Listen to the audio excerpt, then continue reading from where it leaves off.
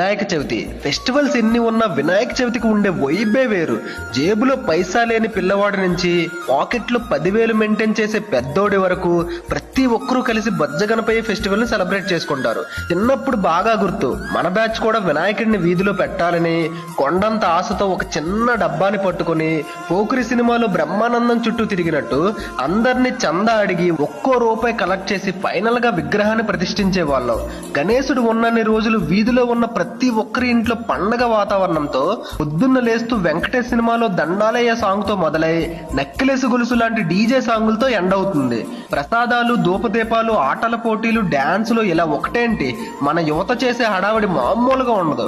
ఎవరు ఎంత దూరాన ఉన్నా ఫైనల్ గా ఊరేగింపు నాడు మాత్రం అటెండ్ అయ్యి ఒంట్లో ఉన్న ఎనర్జీ మొత్తాన్ని యూజ్ చేసి యూట్యూబ్ లో ఉన్న రీమేక్స్ లని రీప్లేలో వాగించి గణేశుడిని వచ్చే ఏడాది మళ్ళీ రమ్మని నిమజ్జనం చేస్తాం. ఏ బ్యాచ్ తో